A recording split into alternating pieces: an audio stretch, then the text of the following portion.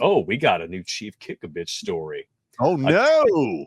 a tale of two Charlies. Oh, Charlie and I were picking pears for juice to ferment and distill. Another 1,000 pounds. Wow, to dry, wow. to dry, plus a couple tons for the fruit stand before starting on the grapes.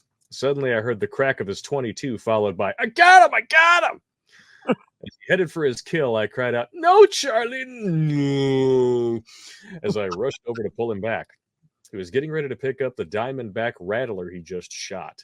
Using the barrel of my Ithaca deer slayer, I prodded the snake looking for signs of life and saw that he had decapitated it from 25 feet away, about 6 inches down from the head. Very lucky shot.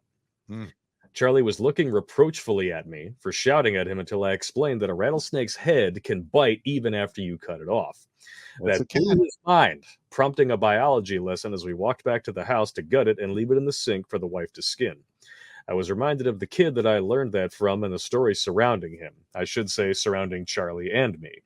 This happened in third grade. There was a kid named Lorenzo Battaglia who was into herbology in our class. Herpetology, sorry. He was crazy about snakes and made sure everyone knew it. In kindergarten, he would gross the girls out by crushing caterpillars between his fingers in front of them. He was that kid, and he was part of our gang. Mm. I loved grossing out girls when I was a kid. So did I. It was an epic pastime. Yes. You know, it made them. It's like you give them that feeling like they have to wipe snot off of every inch of their body and watch them just like wiggle around. Woo! That was like my sidebar activity when I was in school. Hey, every evil genius did it. Yeah. Charlie and I fucked him over a little without meaning to when he was blamed for our prank. Hmm. We thought he took the blame, but what really happened was that he took the credit. It wasn't so bad. He got his knuckles whacked with a flat of Mary Matthews steel ruler, which was nothing to our class's knuckles grand champion, and the girls wouldn't talk to him for the rest of the year. They were annoying little twats anyway, and they only got worse as they got older, so he thought it was a reward. Does the younger crowd still play knuckles? The cognoscenti among your audience know the game, but for those not in the know, I'll explain how it was played. Mm. Contestants make fists with knuckles up and place them flat on a desk. One guy, the knuckler, would whack all those sets of knuckles with the edge of a deck of cards one by one. Some kids played one-on-one with each other's opponents, hitting their knuckles, but that meant an unequal force would be used.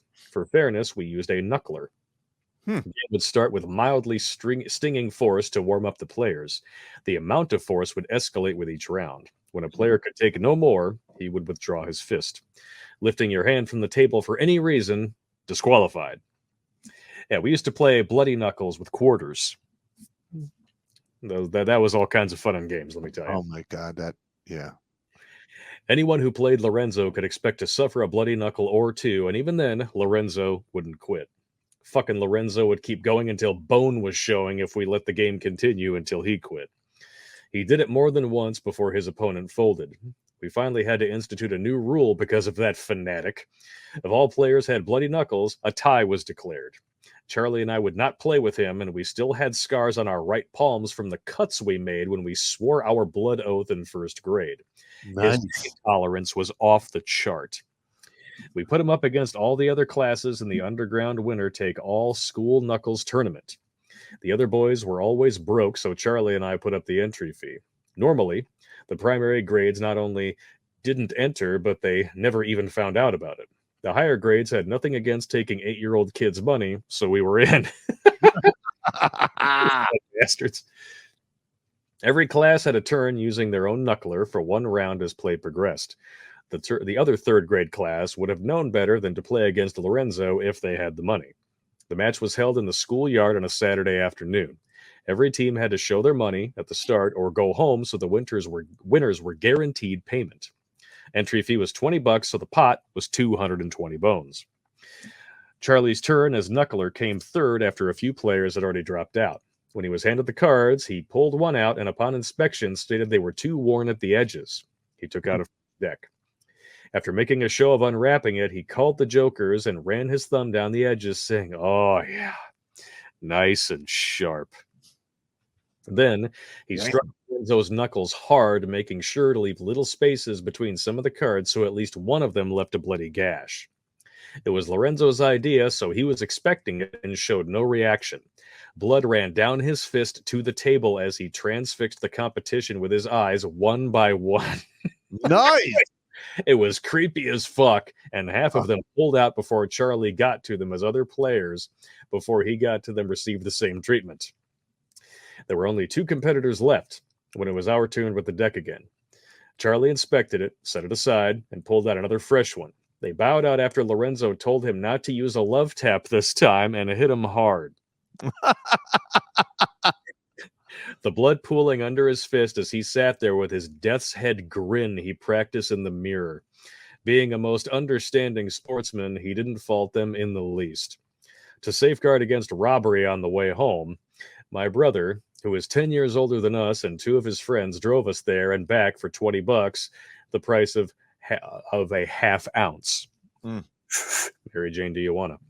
We knew Lorenzo was going to win. Since Charlie and I financed it, we split $100 and Lorenzo kept the other 100. He put up the pains so we wouldn't take our 20 out first, even though he said we could. What Lorenzo took the blame for. One Saturday morning, we took a 5-gallon bucket out to the woods near the coastal swamp and started turning over rocks and logs to catch snakes. When we had caught 22, it was past noon, and we were hungry, so we beheaded and gutted the largest, a 4-footer, and cooked 6-inch lengths speared on sticks with fire-hardened points over a small fire. And as we ate, we got an idea.